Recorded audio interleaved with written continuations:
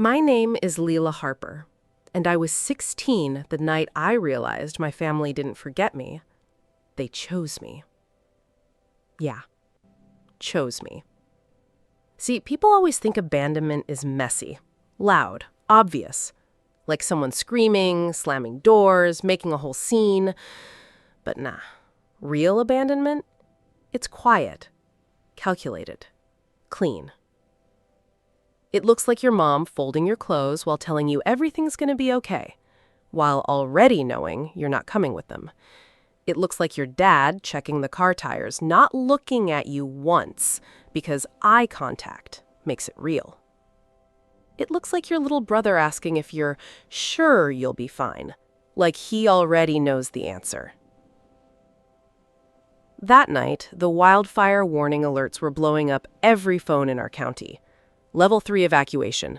Leave now. Sky looked like straight-up apocalypse vibes. Orange clouds, ash falling like snow, the air tasting like burnt plastic. Everybody in our neighborhood was packing up, loading cars, pets, kids, everything. I thought we were leaving too. I had my backpack ready, clothes, charger, a hoodie, and this dumb little photo of me and my best friend Zoe from freshman year. I even grabbed my sneakers and stood by the door like, okay, let's go. But then my mom looked at the house. Not me. The house. And she said something I'll never forget. Someone has to stay. At first I laughed. Like, okay, yeah, funny, let's go. But nobody laughed back. That silence? That was the moment everything shifted. My dad cleared his throat and said, "The fire might not reach here, we just need someone to keep an eye on things." Keep an eye on things. Like I was security. Like I was replaceable. I remember saying, "I'm a kid." And my mom hit me with, "You're almost an adult. Stop acting helpless." That right there? That's how they flipped it. Made it sound like staying behind wasn't them abandoning me, it was me stepping up. Manipulation 101. My brother, Jake, didn't say anything. He just grabbed his headphones and got into the car. That hurt more than anything. Because silence means agreement. They packed fast after that. Too fast. Like they had already decided before I even walked into the room. And then my dad did something that still makes my chest tight when I think about it. He locked the back door. From the outside. I remember saying, "Why are you locking it?" And he goes, "Just in case." Just in case what? Just in case I tried to leave? Just in case I didn't play my role? That's when it hit me. This wasn't panic. This wasn't confusion. This was a decision. They weren't scared for me. They were scared for the house, their stuff, their life. And I wasn't part of that equation. The last thing my mom said before getting into the car was, "Don't open the door for anyone. We'll be back tomorrow." Tomorrow? Like tomorrow was promised? Like fire waits? Like fear has a schedule? And then they drove off. No hug, no I love you, nothing. Just taillights disappearing into smoke. And suddenly, it was quiet. Way too quiet. The kind of quiet that makes your ears ring. I stood there for maybe 10 minutes. Not moving, not crying, just processing. Because your brain doesn't immediately accept something like that. It glitches. It tries to rewrite it into something that makes sense. But there was no version of this that made sense. So I did the only thing I could do. I locked every door, closed every window, grabbed a flashlight, and waited. Hours passed. The sky got darker, but not like normal night. It was this heavy, choking darkness mixed with orange glow in the distance. Like the world was burning somewhere just out of sight. My phone kept buzzing at first. Emergency alerts, evacuation reminders. Then nothing. Battery died. And just like that, I was completely alone. No signal, no power, no backup. Just me and the sound of wind pushing against the walls like it was trying to get in. At some point, I ended up sitting in the bathtub. I don't even remember deciding to go there. I just ended up there. Clutching a blanket, heart beating so loud it felt like it might actually break something inside me. And that's when the fear hit. Not the loud kind, the quiet kind. The kind that whispers, "They left you. They chose this. You didn't matter enough." I wasn't thinking about the fire anymore. I was thinking about every little moment growing up. Every time I got ignored. Every time Jake got the better treatment. Every time I felt like I was just extra. And suddenly it all made sense. This wasn't new. This was just the first time it was obvious. I don't know how long I sat there. Time felt weird, like it stopped working properly. But at some point, I started laughing. Yeah, laughing. Not because it was funny, but because it was so messed up, it almost felt unreal. Like, this can't actually be my life. But it was. And right there, in that empty house, surrounded by smoke and silence, something inside me changed. I stopped waiting for them to come back. I stopped hoping they'd realize what they did. I stopped being the kid who needed them. Because survival, it rewires you real quick. And I made a decision that night. If I made it out, I was never coming back the same. Not for them, not for anyone. Because the truth is, that fire didn't just burn through forests. It burned through illusions. And mine, they turned to ash way before the flames ever reached the house. I didn't sleep that night. Not even for a second. Every time I closed my eyes, I pictured flames crawling up the walls, or the front door opening and someone walking in. Not to save me, but to finish what my family started. Yeah, your mind goes to dark places when you're alone like that. By sunrise, the sky had turned this ugly gray. Ash covered everything outside like dirty snow. The air smelled like something had died. And for a second, I thought maybe I did too. Not physically, but something inside me? Yeah, that didn't survive the night. Around noon, I heard it. A car.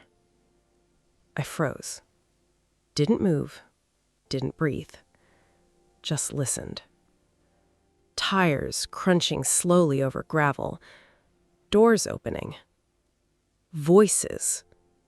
Familiar ones. My family. They were back. Just like that. Like nothing happened.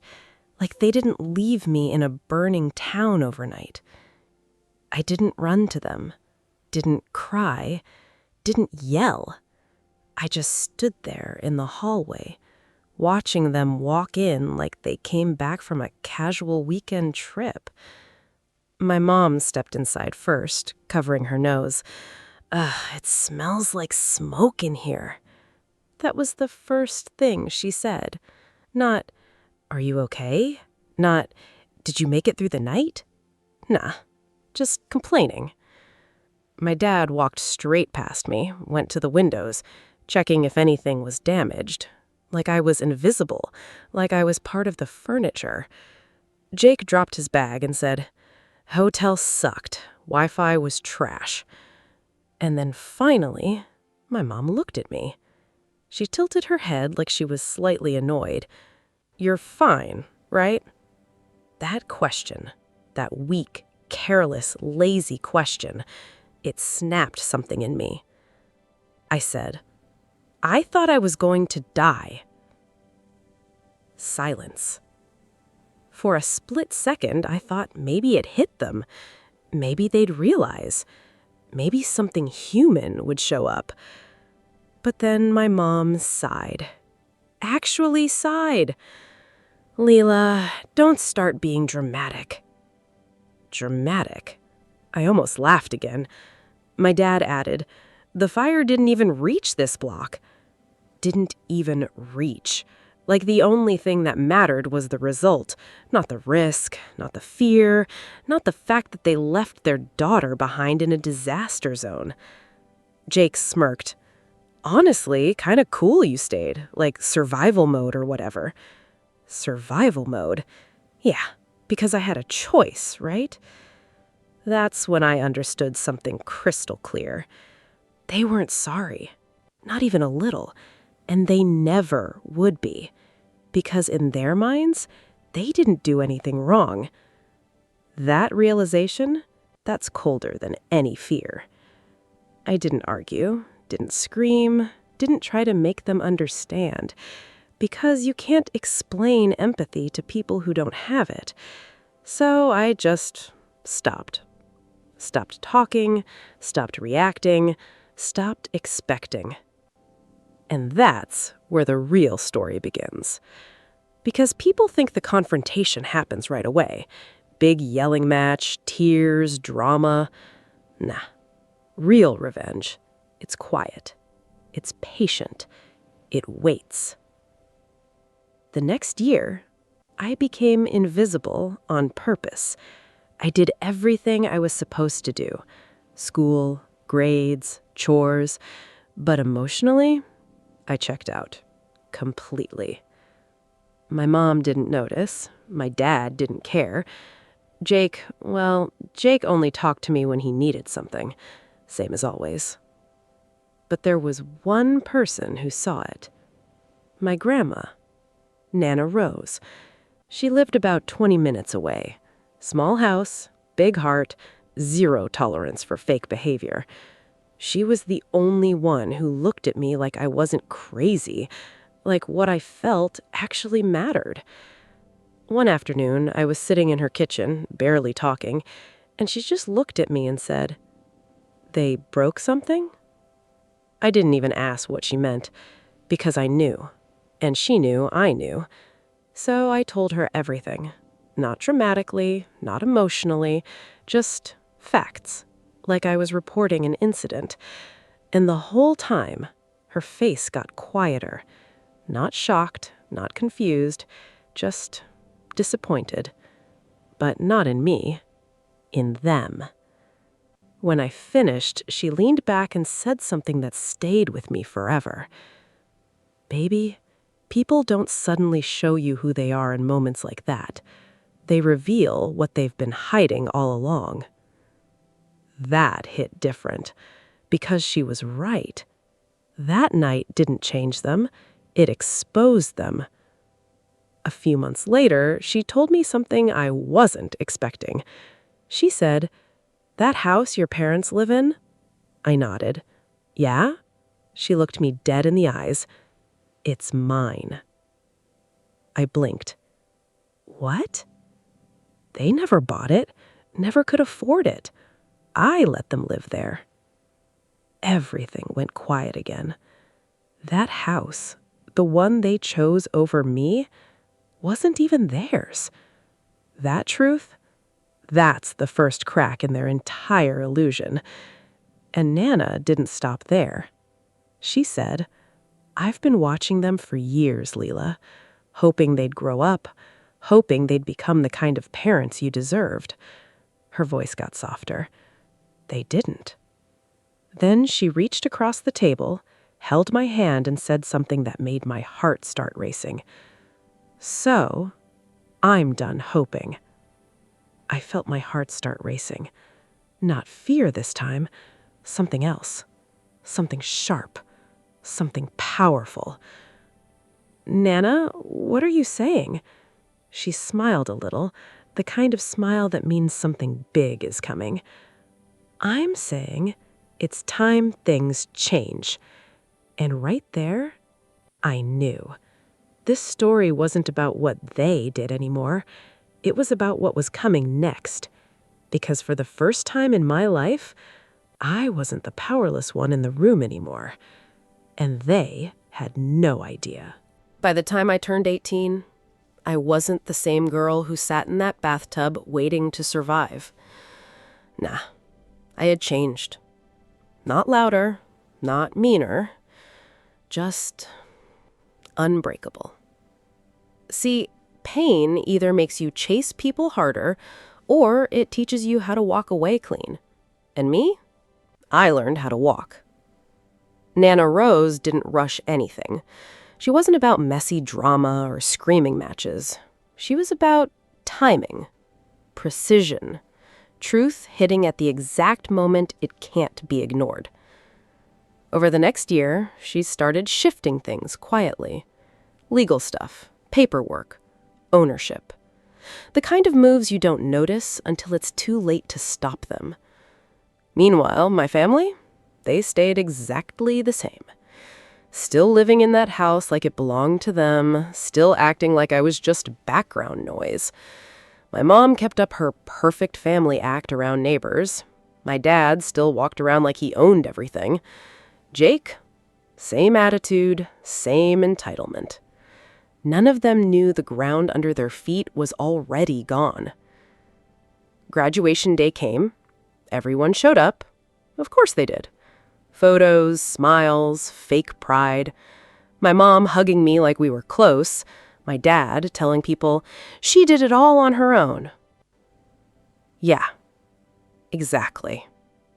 I did. And that's when Nana made her move. 2 weeks later, she called for a family dinner.